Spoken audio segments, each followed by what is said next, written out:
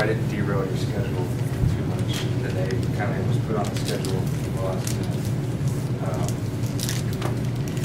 Kyle, how long is your speech? You know, it's about 10 slides. So I went through it for management this morning and chucked 2 of the slides. So I'm thinking it might be 8 to 10 minutes.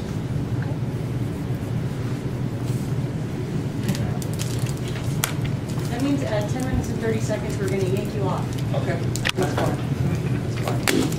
So, basically, I'm a civil engineer for,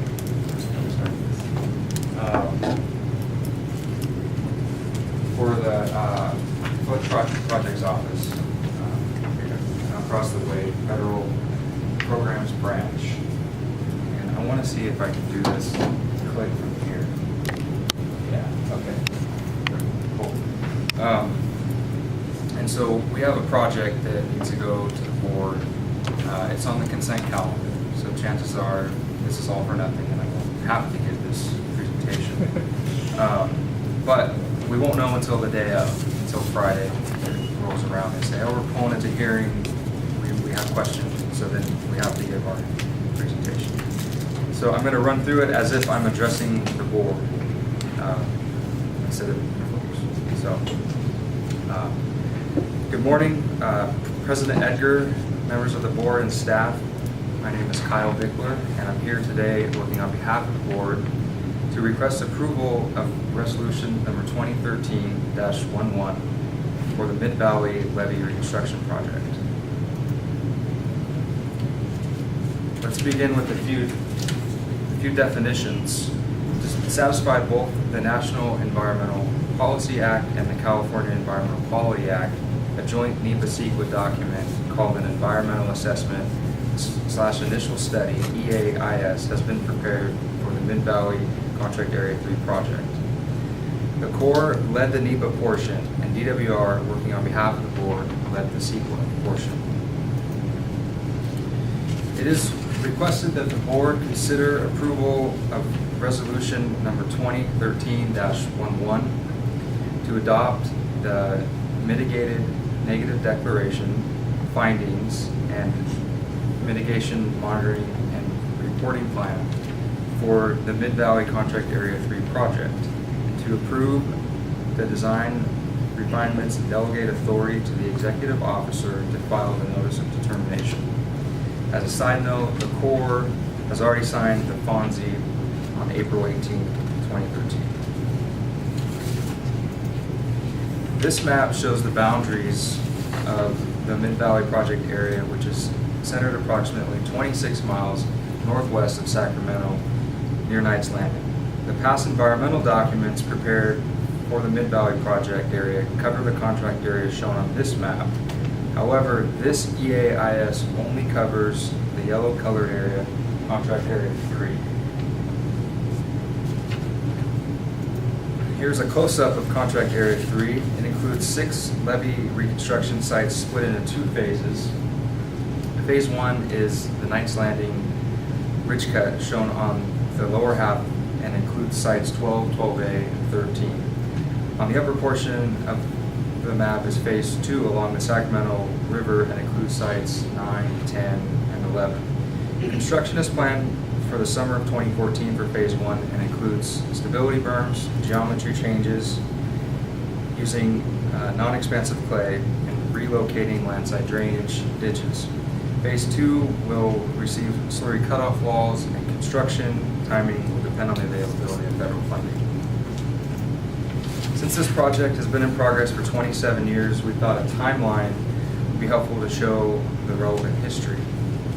After the 1986 floods, Congress authorized the Sacramento River Flood Control System evaluation. The programmatic EIR was published in 1992. In 1996, an EAIS followed by the design memo were published for what were then to be 30 reconstruction sites. Then came the 1997-98 floods, and Congress directed the Corps to reevaluate the project.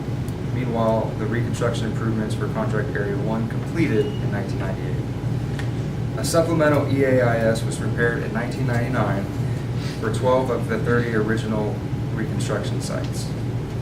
Last year, design refinements and a new EAIS completed the public review process. Today, we are here to adopt the MND, Mitigated Negative Declaration. A summary of the design refinements that prompted the new EAIS. Sites 9, 10, and 11 were originally seepage and stability berms, and are now slurry cutoff walls. Sites 12, 12A, and 13 had lime stabilization as the original treatment, and due to environmental concerns about pH and lime, they decided to scrap that and import non-expensive fill and construct stability berms. With changes in the proposed levee reconstruction activities, a new EAIS was prepared and generally covered vegetation and wildlife, special status species, air quality, traffic, cultural resources, and water quality. This latest document tiers off of the 1992 programmatic EIR and incorporates the previous EAIS reports by reference. This slide outlines the public review process that occurred last year. The EAIS was circulated and posted on the board's website for 30 days. 5 comments were received and incorporated into the final EAIS. Consultation occurred with the U.S. Fish and Wildlife Service for special status species, and the U.S. Fish and Wildlife Coordination Act report has been incorporated into the EAIS. Construction findings and conclusions.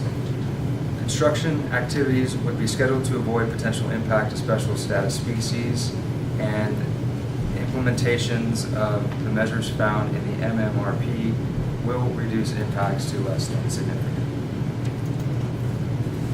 In closing, it is our recommendation to approve resolution number 2013-11 to adopt the mitigated negative declaration findings and mitigation monitoring and reporting plan for the Mid-Valley Contract Area 3 project, and to approve the design refinements and delegate authority to the executive officer to file the notice of determination. This concludes our presentation. Thank you for your time. Several members of our project team are here with me today, and we'll be happy to answer any questions you may have.